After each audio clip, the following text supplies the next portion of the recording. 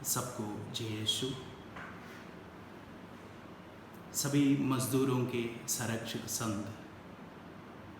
संत यूसुफ के इस पावन पर्व पर आप सबों को इस पर्व की शुभकामनाएं अदा करता हूँ। प्रभु से ही दुआ करता हूँ कि वे संत यूसुफ की मध्यस्थता द्वारा हमें इस लायक बनाए कि हम दूसरों का संरक्षण कर सकें, दूसरों की ज़िंदगी को संवार सकें, जैसे ये संत किया करते थे। संत यूसुफ एक धर्मी व्यक्ति था, एक न्यायी व्यक्ति था। पवित्र वचन में उनके बारे में बहुत ज़्यादा कुछ जिक्र नहीं किया गया है। जो भी चंद शब्दों में कहा जाता है वो पूरा का पूरा हमें ये याद दिलाते हैं कि वे धर्मी थे और न्यायी थे। वे अपने जीवन में मेहनत कर अपने परिवार को संभालते थे, संवारते थे। इसलिए उन्हें मजदूरों के, श्रमिकों के संरक्षक संत के रूप में माना जाता है। अपने परिवार में माता पिता बहुत सारी मेहनत करते हैं, अपने जीवन को पूरी तरह से अपने बच्चों के लिए न्यौछावर करते हैं। देखा जाए हर एक व्यक्ति मजदूर है, श्रमिक है। अपने जीवन में कई तरीकों से हम मेहनत करते हैं, लेकिन जब मेहनत न्याय के साथ जुड़ा हुआ होता है तब उस मेहनत में फल आता है। जो कुछ उत्तरदायी तो हमको सौंपा गया है उसमें हम मेहनत के साथ कार्य करते हैं।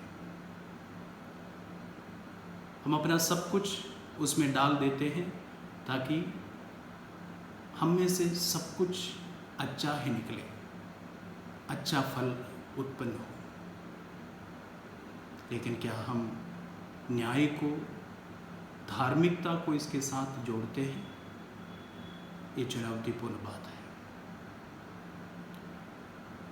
संत यूसुफ एक ऐसे व्यक्ति थे जो मामूली चीज़ों में प्रभु की इच्छा को खोजते थे, ईश्वर की इच्छा को जानने की कोशिश करते हैं। जैसे पवित्र वचन में हम देखते हैं, पिता ईश्वर उन्हें स्वप्न में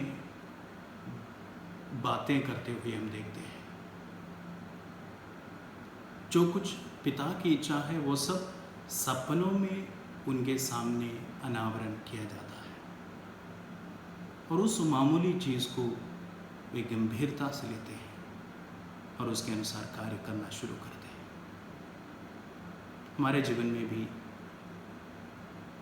बहुत ही मामूली चीज़ों के ज़रिए ईश्वर हमसे बातें करते हैं, अपनी योजना को हमारे सामने प्रकट करते हैं, लेकिन हम शायद ही इसको समझ पाते हैं। प्रभु यीशु को देखते हुए लोग कहते थे, ये बढ़ई का पुत्र है, कोई भी काम कम का नहीं है, हर एक काम अपनी अहमियत रखती है, हर एक काम में प्रभु की योजना निहित है। इसलिए कोई भी काम को करने से पहले हम ये जरूर सोच लें कि हम पिता ईश्वर के कार्यों में अपना हाथ बटा रहे हैं।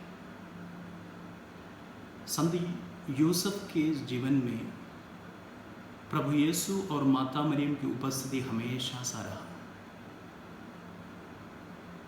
हमारी ज़िंदगी में भी उनकी उपस्थिति हमेशा रही और संत यूसुफ को ये मौका मिला कि वे अपने उस परिवार का संरक्षण करें, संचालन करें और संजोए रखें और पिता ईश्वर की इच्छा के तहत उस परिवार को चला सके। हम प्रार्थना करें कि हम सब जो कुछ उत्तरदायित्व तो हमें सौंपा गया है, जो कुछ कार्य हमें सौंप दिया गया है, उन सबों में प्रभु इच्छा के ईश्वरीय इच्छा को जानते हुए उसके तहत अपनी ज़िंदगी को आगे बढ़ा पाए। आज हम बड़ी विषम परिस्थिति में हैं। कई लोग बेरोजगार हैं, अपने काम में वे नहीं जा पा रहे हैं, कमा नहीं पा रहे हैं। उन सबों के लिए दिल से प्रार्थना करें कि प्रभु की तसल्ली, प्रभु की उपस्थिति उनके जीवन में हो, ताकि वे अपने जीवन को संवार सकें, संभल सकें। आप सबों को पुनः एक बार इस पर्व की शुभकामनाएं अदा करता हूँ। संत यूसुफ जैसे पवित्र बने, दूसरों को संरक्षण करने वाले बने, दूसरों को सही रास्ते में ले चलने वाले बने, प्रभु की इच्छा के तहत दूसरों को प्रभु तक पहुंचाने वाले बने। प्रभु हम सबको आशीष दे। पिता, पुत्र और पवित्र आत्मा के नाम पर आमीन।